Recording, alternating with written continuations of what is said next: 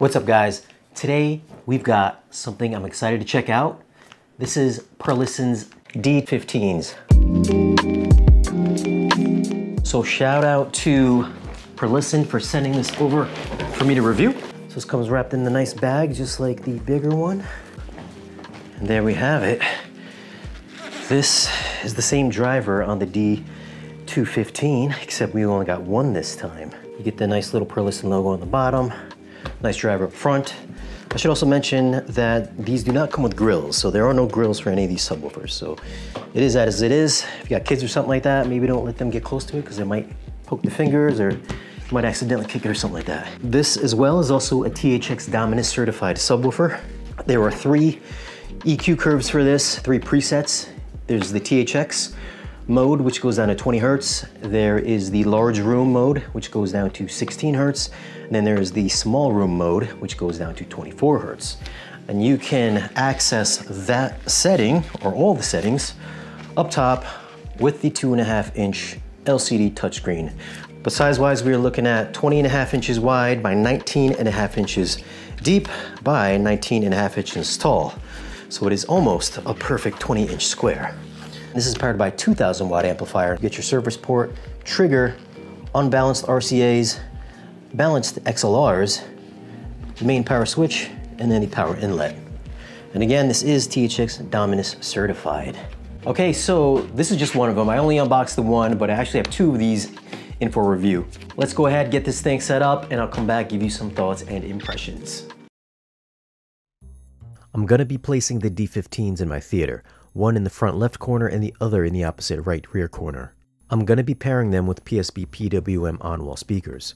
Everything is hooked up to a Trinnov Altitude processor, and I'll be playing demos off of a Kaleidoscape and a Zapiti media player. I'm gonna be turning off the room correction in the Trinnov and using the subwoofer's built-in DSP to get the best response for my space. So now let's take a quick look at some of the settings built into the subwoofers. To access the subwoofer settings, you'll have to download an app that's available on both Android and iOS. In the upper right corner in the app settings, there's language, app version, and an About Us page.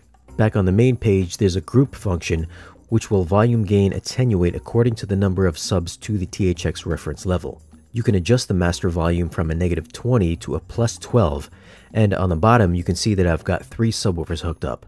It'll give you the name of each one and how they're connected, which is via XLR, as you can see here in the green. Tapping on the icon to the right will bring you into the D15 settings. The first section is the EQ mode, which we went over earlier. Next is trim, which you can choose between -2.5 and +3. Under crossover, you can turn that on and off from here. Choose a slope from 6 dB to 24, adjust the crossover from 160 down to 30 Hz.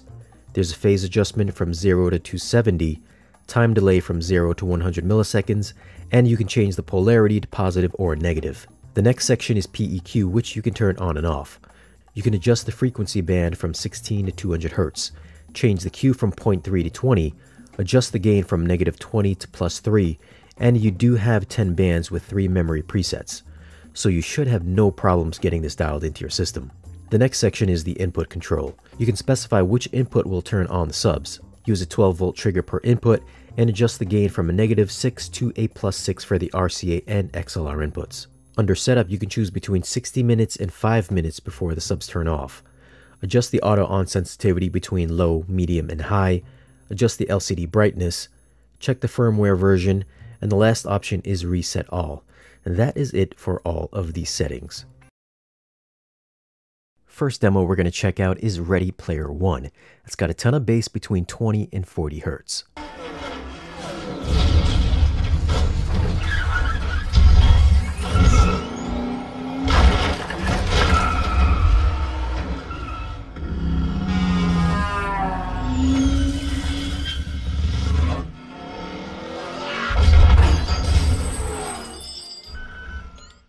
Clearly, a YouTube video isn't going to do justice to the amount of bass these belt out.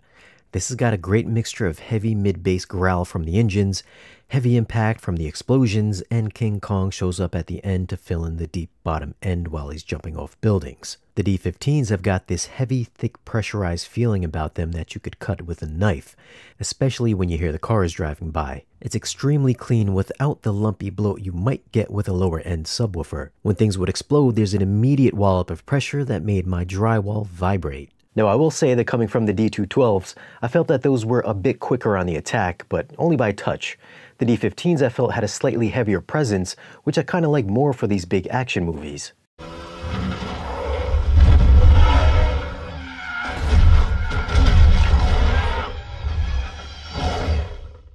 Next, we're going to pop on Fury. That's got a Dolby Atmos track that's heavy around 30 to 35 Hz.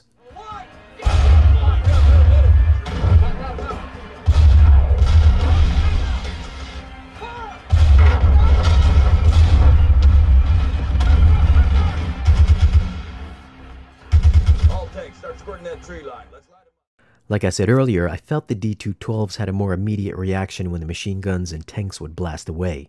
The D15s came at it with a heavier hand, which made the initial impact feel like getting hit by a car rather than a jackhammer. One thing that the D15s shared with the D212s is the ability to pick up on low, delicate nuances in the bottom end. Jerry took him out. So, anti-tank guns there, possibly there, I don't know. I need you to rescue my guys. Take the guns out. Without a subwoofer, you wouldn't even know there were tanks in the background. These picked up the low-level harmonics that will expand your soundstage several feet behind your speakers. And to cap off the demos, let's pop on the subwoofer killer, Edge of Tomorrow on Blu-ray. It's got a DTS HD mix that dips down into the single digits.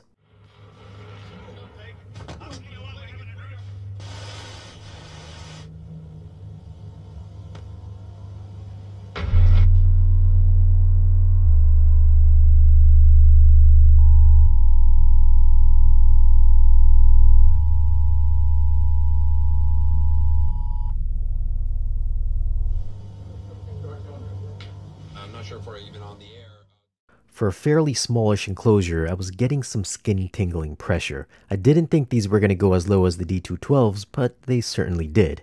I do believe the 212s played louder, but the 15s were no slouches. Now, I did take a few measurements at my main listening seat. Keep in mind that these are the responses I got in my space, so I'm sure they're going to be greatly different for yours. The first one is the response I got for the front left sub. I got a peak at 20 Hz and it starts dropping off at 10 Hz. The second is the back subwoofer. I've got a peak around 20 Hz and it starts dropping off at 8. Now this is with both subwoofers combined with EQ applied to knock down that peak at 20 Hz. So it's smoother overall and I've still got response down to 8 Hz, which is also what I got with the D212s. At the time of this video, a single D15 sells for $49.95. You're probably thinking that this is way too much for a single subwoofer, and for some folks it is. But this has got some of the best build quality of any subwoofers that I've tested, and more importantly, you can hear right off the bat the difference in bass quality if you're coming from a lesser quality subwoofer. As I've said earlier, you can immediately feel how much pressurization these can put in your body. It's such a palpable feeling that other subwoofers can't reproduce. That being said, I have compared it to Perlisten's own D212. That one does cost more, has dual 12s, and is a bigger subwoofer. I felt the biggest difference between the two was that the 212s seemed to be a speedier sub, which I'd probably pick for a dual-purpose home theater / music system. Not that the D15s were slow, it's just I know that some folks want to know the difference between the two, and this is me just being nitpicky. If I've never heard the 212s, then the D15s would probably be one of the punchiest 15s I've heard. It's right there with some of the smaller 10-inch subs that I've got. The big thing for me is the amount of clean impact, and for my space, I'm getting single-digit response. And this is all in a very manageable size. I've had bigger subwoofers in here that couldn't touch the D15s. And let's not forget it's got a very customizable feature set, which will make it a breeze to blend in with any setup.